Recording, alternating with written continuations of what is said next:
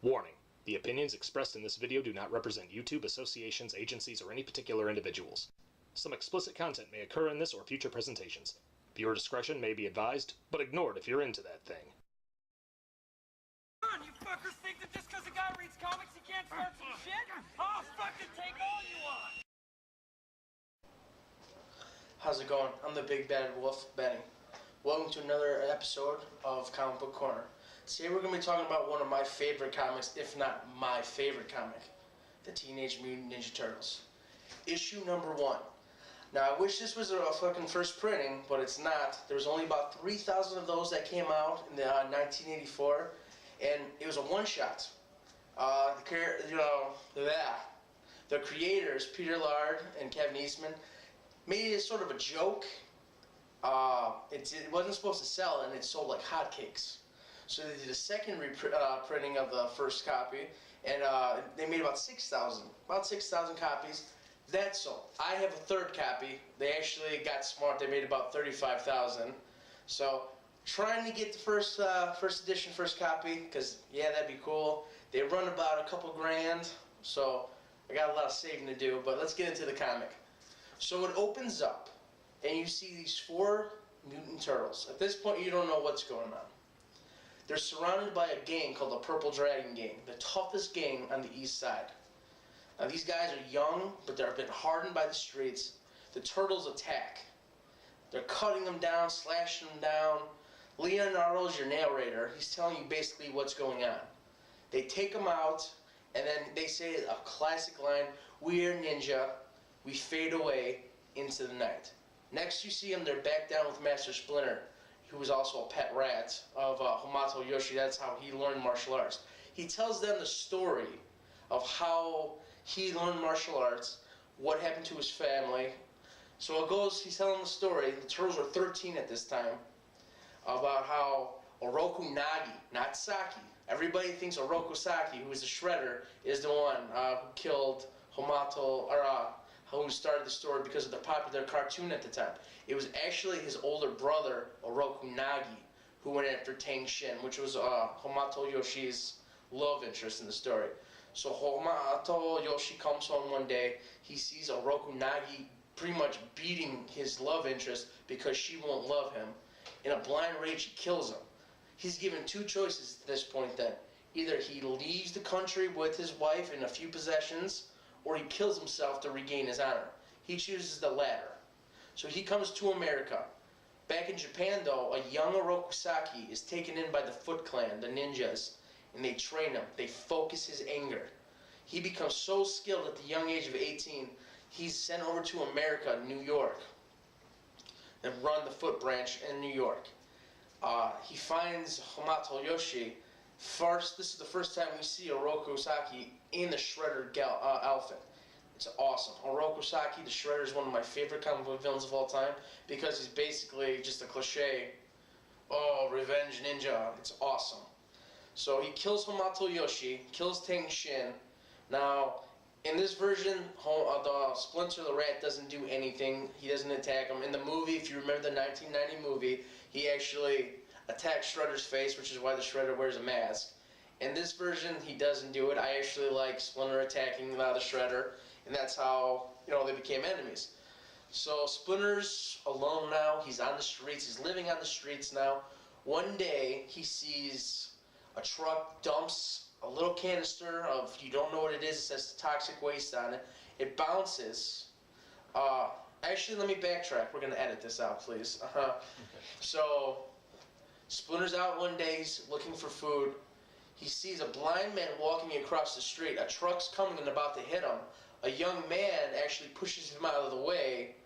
The truck hits something, causes an accident. A canister from it bounces, strikes the young boy in the eyes, and then bounces a couple more, hits a case with the turtles in it. Normal turtles at this point. They drop down into the sewers. Splinter goes to check on them, and the ooze is all over him. He gathers them up. And the next day he realizes they're all doubling in size. They're getting smarter. He's getting smarter. I mean, you guys all know the story. I'm sorry I'm retelling it, but I'm just trying to get you to go through it because it's a very, very short comic. So this happens, he begins training them. He fishes an old book out of the sewer, which happens to be about the Renaissance, which is how he gives all the turtles their names. So at this point now, he has one mission before he dies.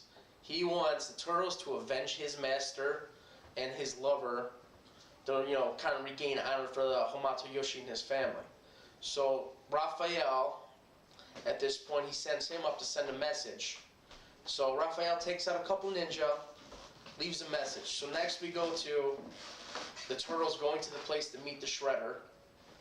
They're pretty much at this point just calling him out, because the Shredder he's smart, he's not just going to attack, he wants to see what's going on. So finally the Shredder comes out, he has his foot ninjas attack. There are turtles and them are going at it. It's really, really cool in the comics. I mean, it's black and white, so it's got that gritty edge to it. It's awesome. The turtles end up killing all the ninja, but the ninja do leave some marks on him. As Shredder remarks, "My ninja have left marks on you." So individually they start attacking the Shredder, but the Shredder's a master. They're still students. They're only 13 years old at this point. I mean, they're turtles. So, like, how old is that really? But technically they're teenagers because they're 13 years old. They get manhandled by the Shredder.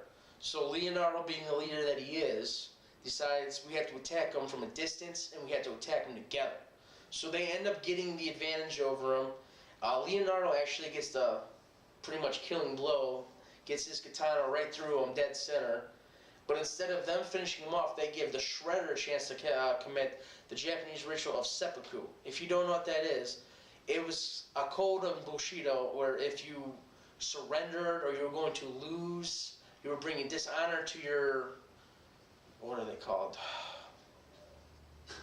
Your daimyo or the emperor. So just, yeah. So bringing dishonor to your daimyo or your emperor. So you would ritually kill yourself. You would take a blade, stick it in your gut, pretty much disemboweling yourself, and then another comrade or the enemy, to regain your honor, would cut your head off. The Shredder's like, I'm not having it. If I'm going to die, you're going to die. He pulls out a grenade. He pulls the pin. As he's about to throw it, Donatello throws his bow at him, knocks him off the building, big explosion. Turtles are talking about how they're all tired. They want to go home. They drop down to the ground now, and they find a piece of the Shredder's armor. He's dead. So the major villain in the Turtles comics, because like I said, it's a one-shot, is dead. So they go back and they reiterate that they're ninja. They fade into the night. And, it's awesome. I love it. It's a very cool comic. If you've never read the original one, definitely read it. If you notice when I was talking about how they mutated that canister, if that story sounds familiar, especially with the new Daredevil, on Netflix, that's where they actually stole the story from. So Daredevil is actually really intertwined with the Turtles. It's kind of cool. I mean, they took from Daredevil the ninja idea. They took from Ronin. If you've ever read Ronin, that's a cool comic. I definitely highly recommend it. Might even talk about it on the show. But this is my favorite comic of all time. I love it. I'm actually going to do future episodes where I just do a personality exam of each turtle. Because in the original comics, it was black and white. But the only way you could tell them apart was what weapons they were carrying. And then, the 80s cartoon came around. They put the initial on the belt. They gave them the different color headbands. But in the early comics, every character was kind of the same. Like Donatello wasn't really super smart in the beginning. He was just, they were all gritty. It was cool. And then later on, as the comics went on, they still looked the same. But you could kind of distinguish them by their personalities if they were talking, if you couldn't see their weapons. So it was a really cool story. Like I said, it was supposed to be a one-shot, but they kept getting people wanting to buy it. And like I said, there's only a limited, 3,000 release. So, I mean, that's a very low number for a comic book to come out. So that's why eventually, by the third printing, they finally had 44,000 issues of their first comic out. And then, I mean, it speaks for itself how good it was. Look at it now. I mean, multiple TV shows, video games, movie deals. I mean, they're very big right now. I mean, Nickelodeon has the one show running right now. I know it's about to end, and then they're going to start up again with a new cartoon show of it. So definitely read this. This is the source material. This is where you get the Teenage Mutant Ninja Turtles. Most of the mythos we got out of it is from this. And if you're wondering how the Shredder came back, ooh, that's another episode. Because he does come back in the comics. It's kind of weird. They get a little weird with it, but I mean, you got mutant turtles that know ninjutsu. we'll let it go. That's it for this comic book corner. I'm the Big Bad Wolf Benny. I'll see you next time.